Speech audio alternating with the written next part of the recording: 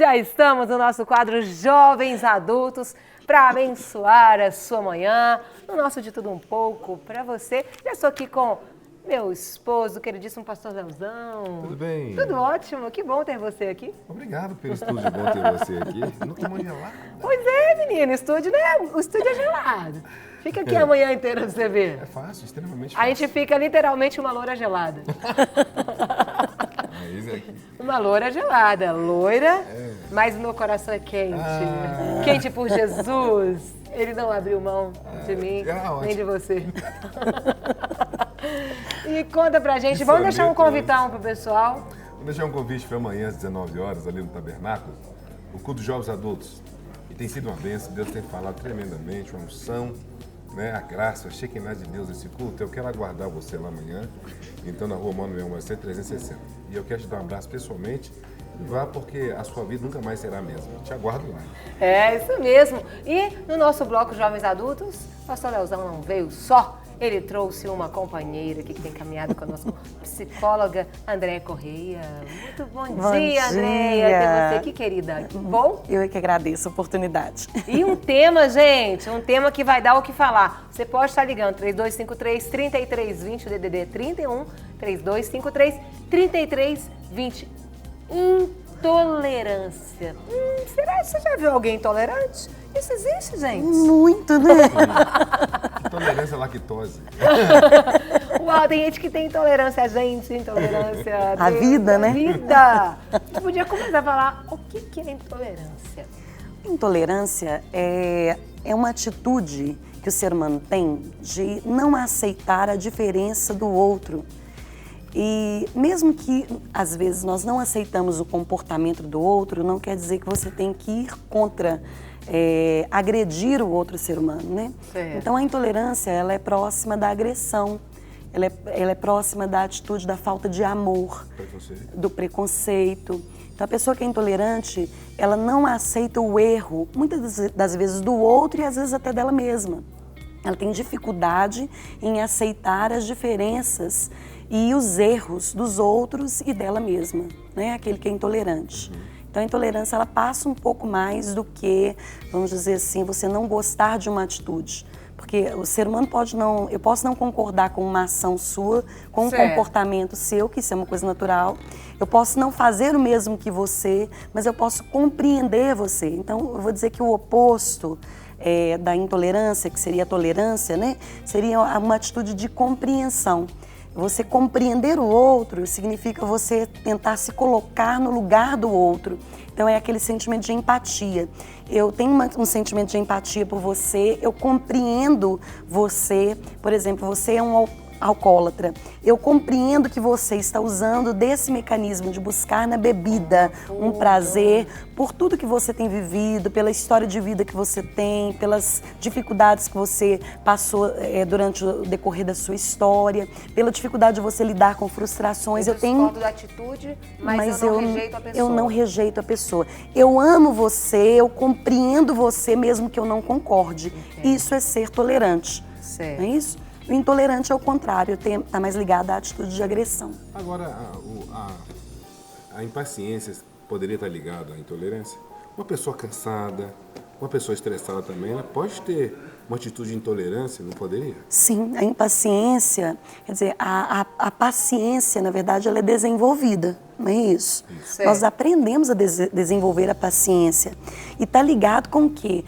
Eu aprendo com as minhas frustrações, com aquela atitude de resiliência, né?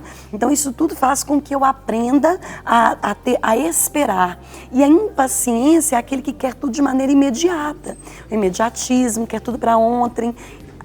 Faz com que o ser humano, muitas das vezes, haja com intolerância, com desrespeito, às vezes por não ter paciência. Então esse é um comportamento que precisa ser modificado, né? Precisa ser construído, desenvolvido. E aí eu pergunto, né? Você está sendo intolerante?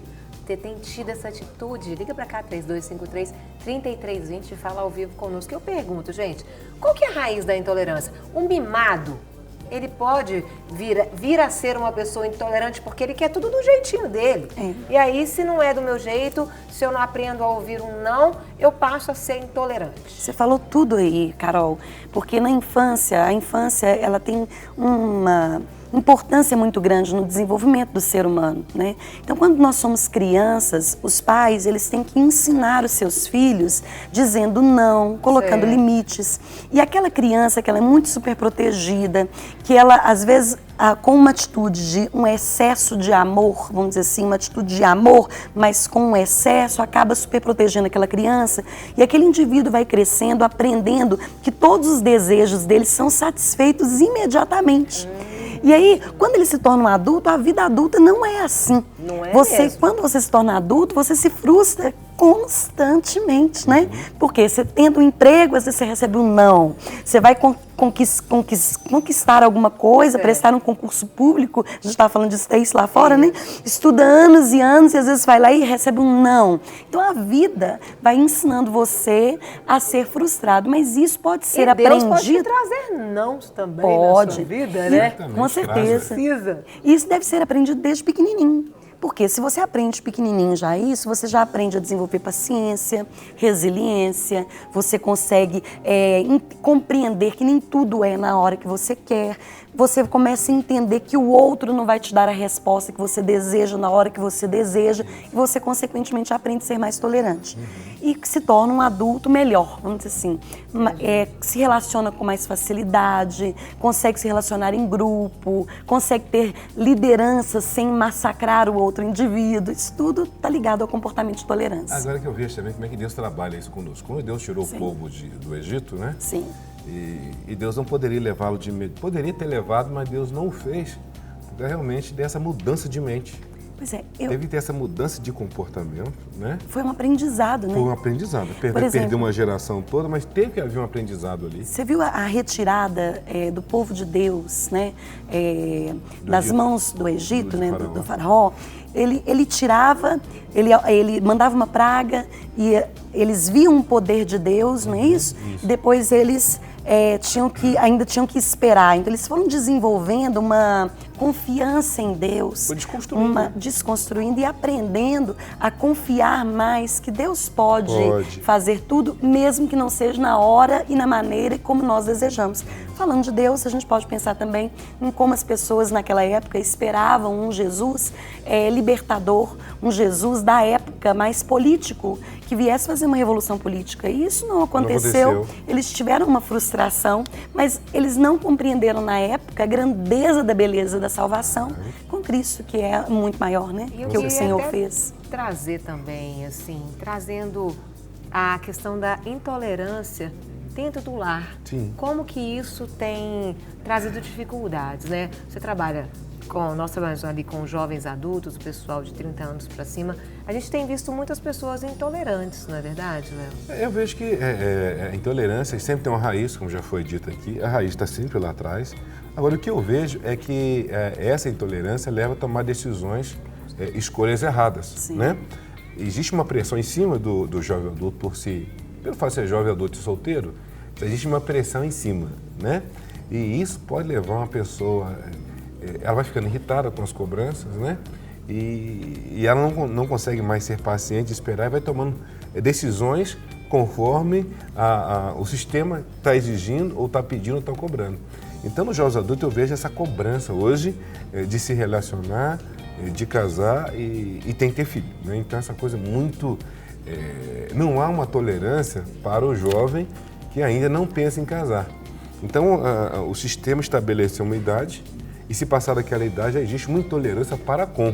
É verdade. Né? Às vezes os pais são intolerantes com o filho que está dentro de casa, mais velho. A igreja que começa também a cobrar demais e ser intolerante. Então, quando a gente pensa em intolerância, tem que pensar também do externo, né? De quem cobra também. Não tem paciência, não tem olhar para esperar o tempo do outro. O segredo disso tudo eu entendo que é o diálogo.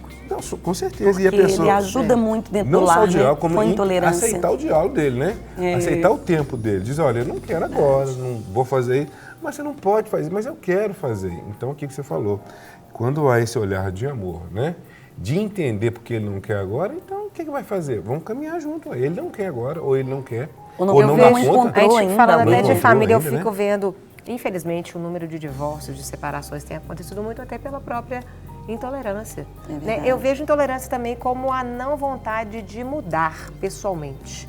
Eu não aceito o outro, cada um não quer mudar, um é intolerante com o outro, então às vezes nós vamos cada um para o seu canto, porque a gente continue da mesma forma também. Isso pode acontecer? Né? Com certeza. É mais fácil você permanecer do seu jeito e aquela síndrome Gabriela, né?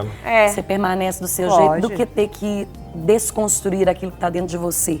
Que são certezas, formações, certezas que você tem ali dentro, absolutas, e que você não quer abrir mão daquilo. Muralhas. Né? Muralhas, resistências. Né? Então é necessário, para que uma pessoa desenvolva tolerância, ela precisa, o primeiro ponto é o que você falou aí agora, ela precisa querer, ela precisa decidir mudar. Essa disposição mental. E um lar, ele só pode ser transformado. Eu atendo às vezes casais no meu consultório, eu só atendo o casal quando os dois querem, os dois decidem.